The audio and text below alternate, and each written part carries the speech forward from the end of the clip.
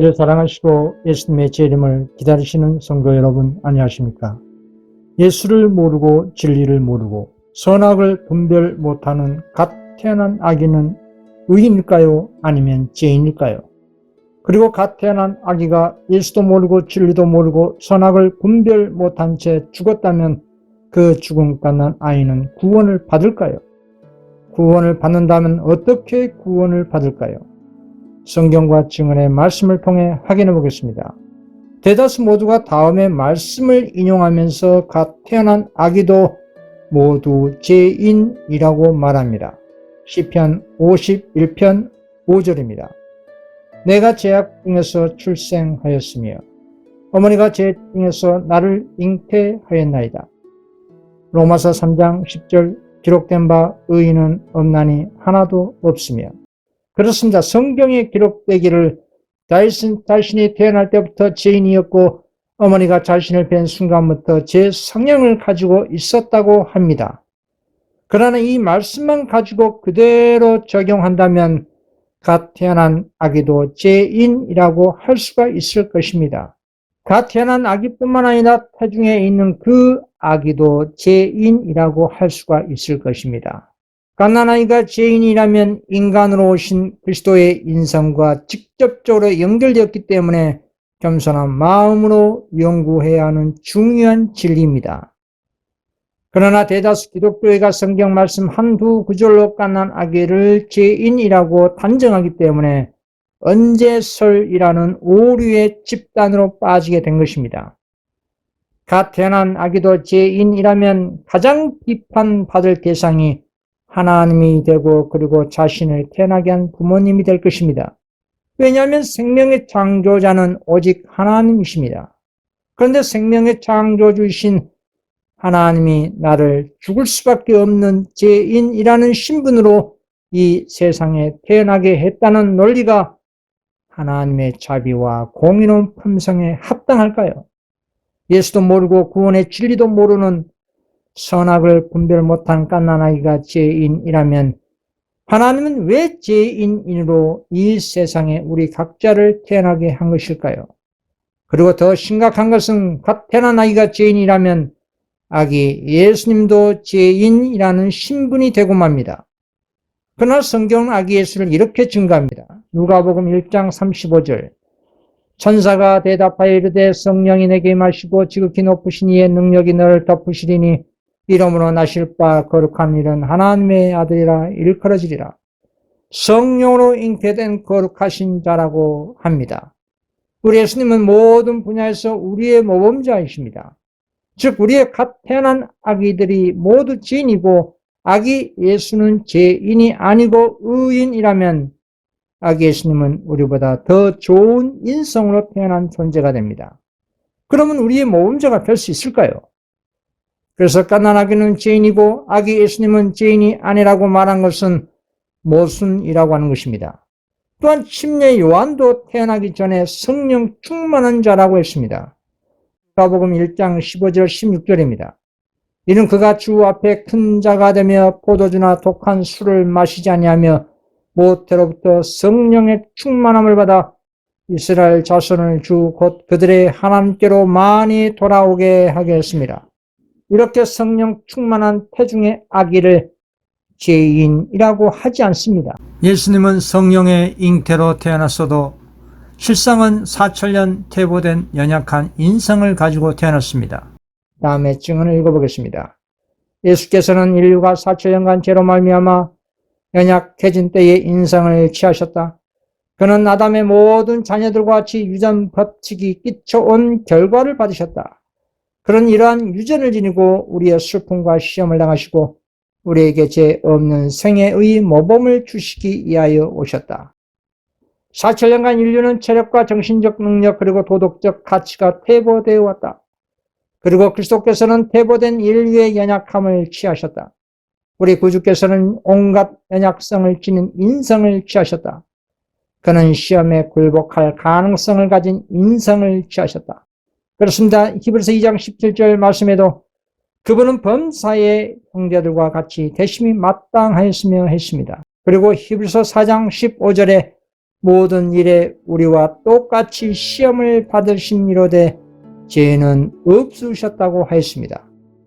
그래서 우리의 연약한 인성을 가지고 태어난 우리 예수님은 모든 면에서 우리의 모범자가 된 것입니다. 우리보다 더 나은 인성으로 가지고 태어났다면 우리의 모범자가 될 수가 없다는 얘기입니다. 그리고 갓 태어난 아기가 죄인이라면 그 갓난 아기가 말을 한다면 억울하다고 자기 부모님과 하나님께 항의할 것입니다. 제가 갓난 아기로 빙자해서 그 억울함을 호소한다면 이렇게 말할 것 같습니다. 하나님, 나는 스스로 태어날 선택의 자유의지도 없는데 왜 하나님은 우리 부모님을 통해 나를 이 죄악 세상에 태어나게 하셔서 사람들로 하여금 나를 죄인이라고 정죄하게 하십니까? 나는 억울합니다. 나는 죄인이라는 개념도 모르고 죄라는 것도 모르는데 왜 죽을 수밖에 없는 죄인으로 내 의지와 상관없이 나를 태어나게 하셨습니까? 라고 하나님께 항의한다면 주님께서는 무엇이라고 답변할까요? 하나님은 이런 항의에도 답변을 해 주셔야 합니다. 저는 이 갓난아기 구원 문제를 과거 20년 전에 그리스도의 인상을 연구하다가 하나님께 이런 주제로 기도를 통해 항의한 적이 많았습니다. 선악에 대한 개념 자체를 모르는 갓난아이가 죄인이라면 우리의 모범자이신 아기 예수도 죄인이 되어버리고 무엇보다 생명을 창조하신 하나님은 죄인을 태어나게 한 심각한 오류를 범한 꼴이 되는 것입니다. 그래서 이 같은 문제를 해결하기 위해서 천주교에서는 무염시태설이라는 오류를 만든 것입니다. 무염시태설이란 하나님의 특별한 능력으로 마리아의 몸과 마음에 흠도 없고 죄된 성향이 전혀 없도록 해서 아기 예수의 인성도 죄된 성향이 전혀 없이 태어나겠다는 가톨릭의 오류의 이론입니다. 무염시태설이 진리란다면 그럼 또 우리는 주님께 이렇게 항의할 수가 있습니다. 주님은 왜 우리 부모님을 마리아처럼 거룩하게 하시고 죄된 성향을 전혀 없도록 특별한 능력을 부여하지 않으셨습니까? 우리 부모님께 특별한 능력을 부여하셨다면 저도 아기 예수님처럼 거룩하게 태어난 의인이 됐을 것입니다. 왜 차별하셨습니까? 이런 항의를 한다면 주님께서는 또 무엇이라고 답변할까요? 그렇습니다. 인간 마리아도 모든 죄인에 포함된다는 것을 성경은 증거합니다. 다시 본론으로 돌아가서 죄는 불법이라고 성경은 정의합니다. 요한 1서 3장 4절 죄를 짓는 자마다 불법을 행하나니 죄는 불법이라. 우리가 하나님의 율법을 생각으로 또는 행위로 위반하면 죄를 지은 것이 되는 것이고 하나님의 법을 위반한 사람을 죄인이라고 정죄하는 것입니다. 그런데 갓난아기가 하나님 율법을 압니까?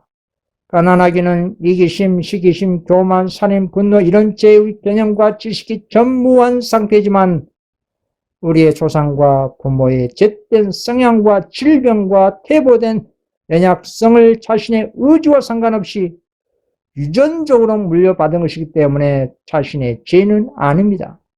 그럼 갓난아이가 죄인이 아니라면 의인일까요? 마찬가지로 갓 태어난 아기는 의인도 아닙니다.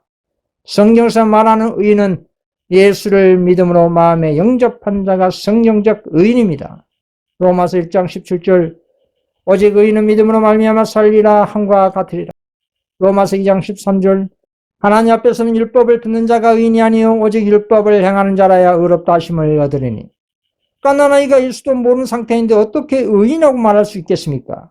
내가 죄악 중에서 출생했으며 어머니가 죄 중에서 나를 잉태하였나이다. 이 구절은 갓난아이가 죄인이라고 정죄하는 말씀이 아닙니다. 다윗은 자신의 지난날의 삶을 돌이켜볼 때 죄에 대한 깨달음과 거기에 대한 겸손한 소고와 해고일 뿐입니다. 갓난아이가 말귀는 어느 정도 알아들을 정도로 자아가 자라나고 유전적으로 물려받은 죄된 성향과 후천적으로 체득된 죄의 지식이 연합을 이루어 마음속으로나 행동으로 죄를 짓게 되는 것입니다. 이 같은 죄를 짓는 과정을 성경은 이렇게 증거합니다. 야고보서 1장 14, 15절입니다. 오직 각 사람이 시험을 받는 것은 자기 욕심에 끌려 미혹되매니 욕심이 잉태한 즉 죄를 낳고 죄가 장성한 즉 사망을 낳으리라. 우리 모든 인간은 이런 과정과 방식으로 죄를 짓게 되고 죄인으로 등록되는 것입니다. 바울 사도 이 같은 과정을 통해 모든 사람들이 죄인이고 의인이 하나도 없다고 말한 것입니다.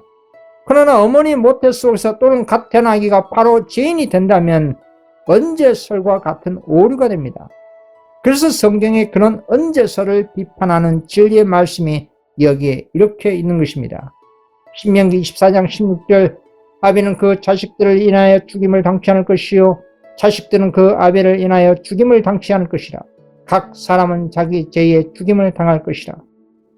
에레미야 31장 29, 30절 그 때에 그들이 다시 이르기를 아비가 신 포도를 먹었으므로 아들들의 이가 시다 하지 아니하겠고 신 포도를 먹는 자마다 그 이가 심같이 각기 자기 죄악으로만 죽으리라. 에스겔 14장 10절 비록 노아 다니엘 욥이 거기 있을지라도 나의 삶을 두고 맹세하오니 그들은 자녀도 건지지 못하고 자기의 의로 자기의 생명만 건지리라. 나 주 여호와의 말이라 하시니라. 범죄하는 각 사람만이 책임을 지고 죽는다는 말씀입니다. 그래서 갓 태어난 아기는 무조건적으로 죄인이 아닙니다. 갓난아이가 죄인이라면 그 갓난아이가 무슨 사고나 병으로 죽었을 때 구원은 어떻게 받겠습니까? 오직 구원은 예수 그리스도를 믿음으로 구원을 받습니다. 그런데 하나님도 모르고 예수도 모르고 진리도 모르는 갓난아이가 태중에서부터 죄인이 되어 태어나자마자 무슨 사고나 병으로 죽는다면 구원을 잃게 되는데 이 얼마나 억울한 일이 되겠습니까? 그럼 하나님은 진리도 모르고 회개의 경험도 없고 믿음과 품성의 테스트도 받은 적이 없고 예수도 모르는 그 갓난아이가 불쌍하다고 해서 일방적으로 구원을 주신다면 어떻게 될까요? 사단은 즉각적으로 주님께 불공정하다고 항의할 것입니다. 공의로운 주님께서는 그런 식으로 구원을 일방적으로 베풀어 줄 수가 없다는 것입니다. 그럼 갓난아이가 의인도 아니고 죄인도 아니면 무엇일까요? 성경에는 꼭 흑백 논리로 단정할 수 없는 문제들이 많이 있습니다. 의인도 죄인도 아니면 주님은 왜 이 죄악 세상에 우리 각자를 보내셨을까요? 이 부분에서 선악간의 대쟁투의 관점에서 깊이 연구하고 생각해 보아야 하는 것입니다. 이 부분은 제 개인적 깨우침이기 때문에 참고만 하시면 될 것입니다. 즉 한마디로 주님께서는 선악간의 대쟁투에서 예수 믿음으로 이기는 자에게 영생의 기회를 주기 위해서 이 죄악 세상에 보내신 것입니다. 생명의 창조자이신 주님께서는 우리로 하여금 이 땅에 태어나게 한 굴속의 계획은 주님의 굴속의 계획을 깨닫고 선악의 투쟁을 통해 하늘에서 새하늘 새 땅에서 당신과 함께 영원히 살 수 있는 기회를 주기 위해서 우리 자신을 이 세상에 보냈다고 생각하는 것입니다. 저는 이것이 하나님의 공의로운 주권 통치라고 생각합니다.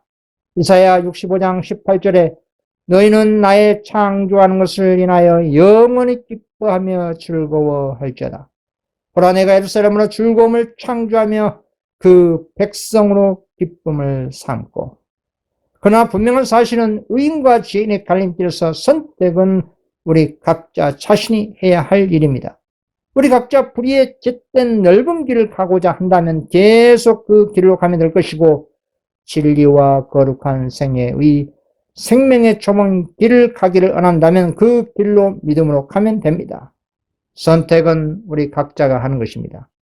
그래서 요한계시록 22장 11절에 불의하는 자는 그대로 불의를 하고 더러운 자는 그대로 더럽고 의로운 자는 그대로 의를 행하고 거룩한 자는 그대로 거룩되게 하라라고 하신 것입니다. 바울 사도는 모든 사람이 죄를 지었기 때문에 죽음이 이른 것이다 라고 했습니다. 그래서 혹자는 어린 아이가 죄인이 아니라면 죽지 말아야 되지 않냐라고 하면서 가난하기도 죄인이라고 합리화합니다. 그러나 그것은 하나만 알고 둘은 모르는 것입니다. 모든 사람의 죄인의 범죄에 들어간 에녹과 엘리야는 단 한 번도 죽음의 경험 없이 승천한 사람들입니다. 히브리서 11장 5절에 믿음으로 에녹은 죽음을 보지 않고 옮겨졌으니 하나님이 그를 옮기심으로 다시 보이지 아니하니라. 그는 옮겨지기 전에 하나님을 기쁘시게 하는 자라 하는 증거를 받으니라 하였습니다. 그래서 무조건적으로 죄를 지었기에 보편적 죄인으로서 1차 생물학적 사망이 다 이른 것이 아니라는 것입니다. 그렇다면 갓난아이가 죽으면 구원을 어떻게 받을까요? 영감의 글을 통해 확인해 보겠습니다. 속박 중에 있는 이스라엘 백성들에게 그들의 어린 자녀들을 그들의 집안으로 모아들이고 그들의 집에 문설주에 죽임을 당한 어린 양의 피를 팔으라는 하나님의 말씀이 이르러 왔다. 부모들은 그들에게 주어진 지시에 절대적으로 순종함으로써 그들의 믿음을 증거하였고 부모들의 믿음은 그들 자신과 그들의 어린 자녀들을 덮었다라고 했습니다. 출애굽기 12장을 보시면 이스라엘 백성들은 하나님의 명령에 순종하여 유월절에 어린 양 피를 문설주에 발랐고 그리고 어린 양 피를 바른 그 집안에 있는 모든 남녀노소 모든 사람은 믿음으로 구원받았다 이 말입니다. 그렇습니다. 구원은 조건적입니다. 신실한 부모의 순종적 믿음이 그 어린 아이를 구원한 것이라고 한 것입니다. 자, 그렇다면 부모의 믿음과 상관없이 갓난 아이가 구원받는 경우가 있을까요? 있습니다. 마태복음 2장 16절에 이에 헤롯이 박사들에게 속은 줄 알고 심히 노하여 사람을 보내어 베들레헴과 그 모든 지경 안에 있는 산의 아이들을 박사들에게 자세히 알아본 그 때를 기준하여 2살부터 그 아래로 다 죽이니 헤롯으로 인해 2살 이하 아이들의 경우에는 모두 예수님 때문에 순교당한 용고로 이 아이들은 부모의 믿음과 상관없이 다 구원받은 경우입니다. 그래서 부모의 믿음과 상관없이 진리와 예수님 때문에 주님의 섭리로 사망한 아기들은 구원을 받은 것입니다. 그래서 생명의 부활 때 신실한 부모의 믿음으로 구원받은 어떤 아이들은 어머니를 만나게 되지만 어떤 아이들은 어머니를 만나지 못한다고 했습니다. 왜냐하면 그 어머니들은 구원에 실패했기 때문입니다. 다음에 증언을 보겠습니다. 갓난 아이들이 불면의 모습으로 땅속에서 나오게 될 때에 저들은 즉시로 나와 어머니의 팔에 안기게 될 것이요. 저들은 다시 이별이 없는 재회의 기쁨을 맛볼 것이다. 그러나 많은 어린이들이 그곳에서 어머니를 찾지 못할 것이다. 우리들은 어머니의 열광적인 승리의 노래를 듣지 못할 것이다. 천사들은 어머니가 없는 갓난 아기들을 받아서 저들을 생명나무가 있는 곳으로 데려간다 했습니다. 특히 할시 본 계식 가운데 시온산을 향해 여행 중에 흰 옷의 가장자리에 빨간 패를 두는 무리들 중에 많은 어린 아이들을 봤는데 그 무리들 중에 헤롯에 죽임당한 아이들이 포함된 사실을 계시를 통해 봤습니다. 그 증언을 읽어보겠습니다. 시온산을 향하여 여행을 하고 있는 동안 우리는 역시 그곳의 영광을 바라보고 있는 한 무리의 사람들을 만났다. 나는 그들의 거독 가장자리에 빨간 태를 두는 것을 보았다. 그들과 인사를 나누게 됐을 때 나는 그들이 누구냐고 예수님께 물었다. 그분께서는 그들이 당신을 위하여 죽임을 당한 순교자들이라고 말씀하셨다. 그들과 함께 셀 수 없이 많은 무리의 어린이들이 있었다. 그들 역시 거독 가장자리에 붉은 태가 있었다. 자, 그러면 또 부모의 믿음 때문에 자녀들이 무조건 구원받을 수 있을까요? 그것은 절대 아닙니다. 여기서 중요한 것은 부모의 신실한 믿음 때문에 구원받은 갓난 아기들도 있지만 그 아기가 말귀를 전혀 알아듣지 못한 2살 이하 갓난 아기의 경우입니다. 그러나 부모의 말귀를 알아듣고 어느 정도 서너 살 이상의 아이들이 그 수준에서 부모의 말에 순종할 수 있는데도 불구하고 불순종한 아이가 갑자기 사망했다면 그 아이는 구원받을까요? 거기에 대한 증언을 보겠습니다. 부모들은 사단이 그들의 자녀들을 지배하도록 용납한다. 그들의 자녀들은 지혜를 받지 않으므로 악한 성질을 가지며 성미가 급하며 이기적이며 순종하지 않는 자가 되도록 용납된다. 죽는다 해도 이런 어린 아이들은 하늘에 들어지지 않을 것이다 라고 했습니다. 그렇습니다. 예수님을 모르는 어린이가 죽었다고 할지라도 부모의 말에 불순종한 어린이라면 하늘에 들어지지 않을 것이라는 것입니다. 부모의 믿음과 행동 노선으로 말미암아 어린 자녀들의 운명이 이렇게 극과 극으로 나누어지게 된다는 사실을 과연 오늘날 부모들은 몇 명이나 심각하게 인식하고 있을까요? 그래서 성경과 증언을 보면 그리스도 안에서 자녀 교육을 강조하는 내용들이 넘쳐납니다. 잠언서 23장 13절 아이를 훈계하지 아니하려고 하지 말라. 짹찍으로 그를 때릴지라도 그가 죽지 아니하리라. 어린 아이들도 그리스도 안에서 자신들의 연령에 맞는 경험을 가질 수 있도록 양육하기를 주님께서는 오늘날 부모들에게 명령하시는 것입니다. 어머니들이여, 어린이들의 생애 가운데서 처음 3년 동안에 그대의 자녀들을 반드시 합당하게 훈련시키라.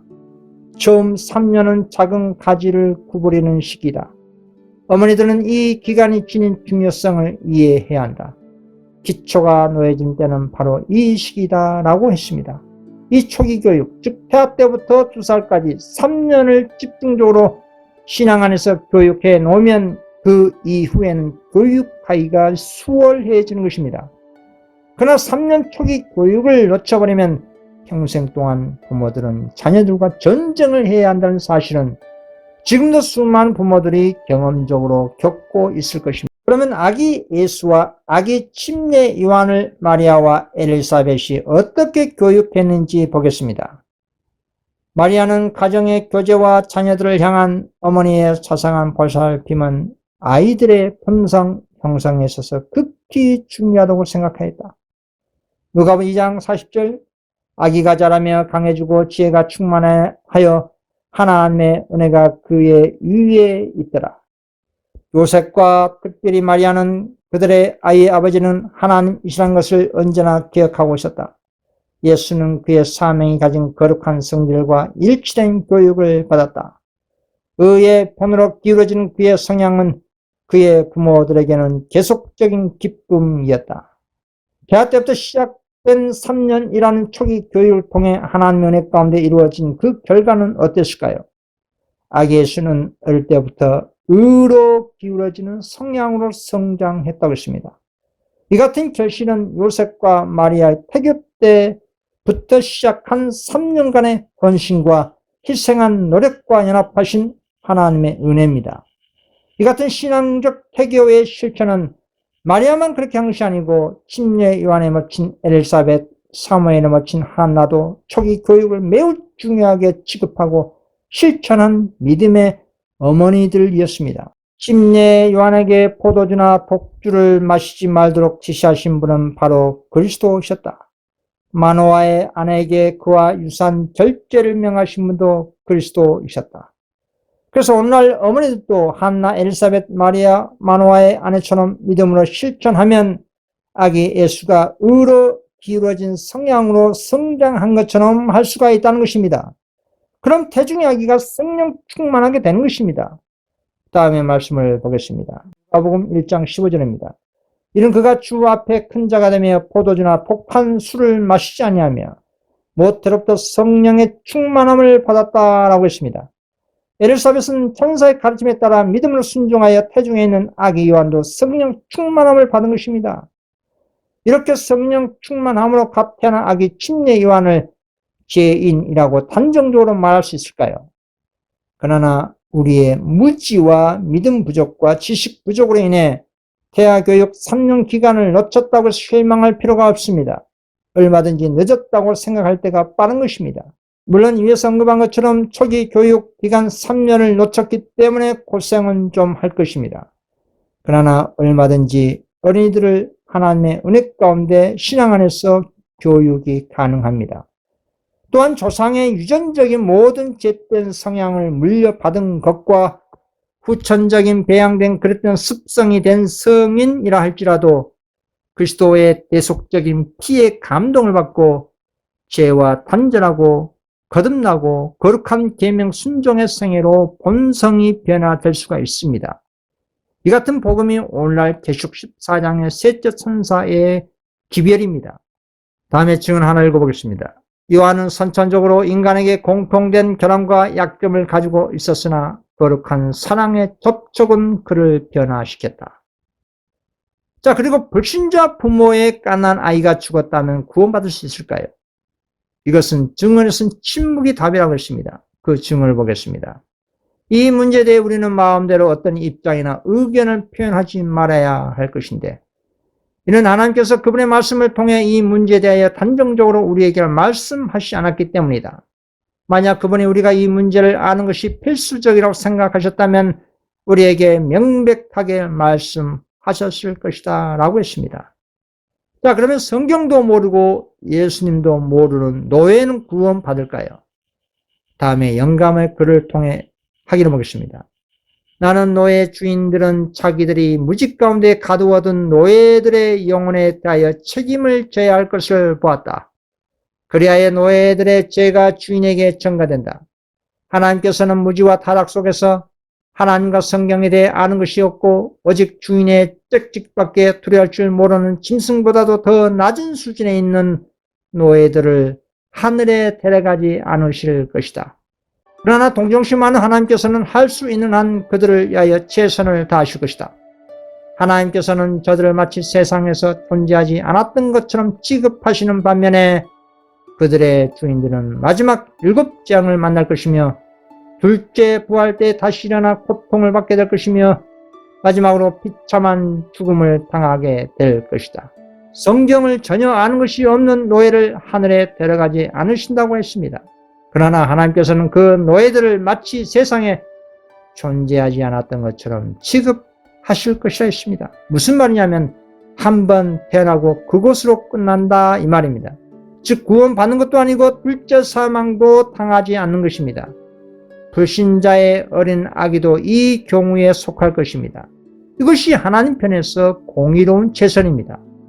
그러나 그 노예로 하여금 하나님을 알지 못하게 하고 무지하게 만든 그 주인이 그 죗값을 둘째 사망 구할 때 하나님의 불로 영원히 소멸을 되는 집행심판 당하게 될 것입니다.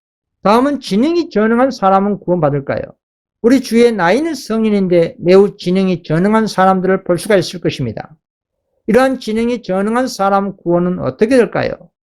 지능이 어린 아이 수준이라 할지라도 그 지능에 맞게 어린 아이처럼 순종적이라면 구원을 받는다는 증언이 있습니다. A의 경우에 관하여 그대들은 그의 현실을 그대로 이해하고 그의 전능을 애석히 여긴다. 그런 죄에 대한 지각이 없다.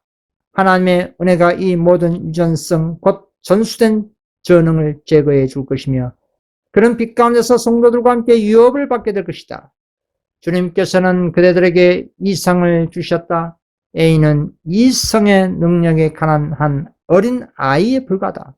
그리고 그는 어린 아이와 같이 복종하고 순종한다 했습니다. 또 특히 치매에 걸리신 어르신의 경우도 이 경우에 포함될 것입니다. 과거 제가 아는 선배님의 아버지가 치매이셨는데 그 어르신의 연세가 그 당시에 83세가량 됐습니다. 어느 날 그 선배의 초대로 집에 가서 그 치매 걸리신 어르신의 손을 잡고 기도하는 중에 그 어르신이 중간중간에 아멘이라고 대답을 하시더군요. 선배에게 아버지가 교회를 다니신 적이 있냐고 물어보니 그 선배가 하시는 말씀이 아버지가 예전에 교회를 다니신 적이 있다고 하시더군요. 그리고 며칠 후에 그 어르신은 돌아가셨습니다. 그렇습니다. 치매에 걸리신 그 어르신은 예전에 자신이 교회에 다닌 적을 기억하시고 함께 기도하시고 하나님의 약속의 말씀에 대해 아멘이라고 답을 하셨을 것입니다. 그것이 그 치매에 걸리신 어르신의 그 순간과 그 상황과 그 환경에서의 최선의 믿음인 것입니다. 고로 치매에 걸리신 그 어르신도 지능이 전능한 부류에 속한 자로서 마지막 삶의 끝에서 마음으로 순종적인 믿음을 증거함으로 첫째 부활의 소망이 있게 된 것입니다. 자비롭고 공의로우신 하나님께서는 우리의 모든 상황과 환경과 경우 등등 우리 인간이 알 수 없는 부분까지 처음부터 끝까지 다 살펴 공의롭게 판단하신다 이 말입니다. 그리스도께서는 인간을 구원하신 일을 근거 없이 폭단적으로 하지 않고 온 우주 거민들 앞에 책에 기록된 대로 공의롭게 심판하십니다. 계시록 20장 12절에 자기 행위를 따라 책들에 기록된 대로 심판을 받는다 했습니다. 그래서 사단에게 참소당하여 단 한 명도 억울하게 구원받지 못한 사람이 생기지 않도록 하십니다. 그리고 반면에 사단에게 참소권을 주지 않도록 단 한 명도 일방적인 구원의 특혜도 주시지도 않습니다. 그래서 자비롭고 공의로우신 하나님이시라고 한 겁니다. 지금까지 신앙적으로 가장 약한 부류의 사람들의 구원을 말씀을 통해 살펴봤습니다. 결론입니다. 갓난아이가 의인인가 아니면 죄인인가? 라는 답변은 조건적으로 결론내리면 두 가지입니다. 물론 이 같은 결론은 주님 오실 때까지의 부분적인 해석일 뿐입니다. 온전하신 우리 예수님이 속히 오셔서 구원받은 성도들이 하늘에서 온전히 알게 될 것입니다. 그 첫 번째는 아기 예수와 아기 침례 요한, 아기 사무엘 등등 신앙적 태교에 의해 의로 기울어진 성향으로 성장한 것을 보면 또 그 같은 신앙 교육을 받은 아기라면 그 갓 태어난 아기는 죄인이 아니라 의인이다라는 것이 성경적 해석입니다. 이유는 신실한 부모의 신앙적 태아 교육과 그 결과로 구원의 성패가 가늠되기 때문입니다. 이 부분은 죽은 갓난 아기의 구원에 대해서 신실한 부모의 믿음으로 어린 아기도 구원받는다에 대한 문제와 연계된 것입니다. 두 번째는 그리스도의 신앙적 태아 교육 없는 갓난 아기는 죄인도 아니고 의인도 아니다라고 할 수 있습니다.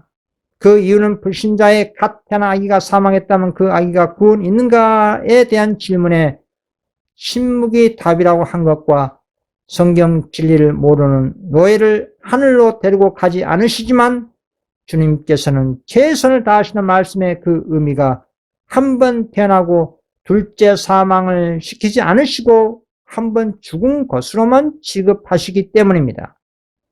시편 9편 8절에 공의로 세계를 심판하시며 정직으로 만민에게 판결을 내리시로다.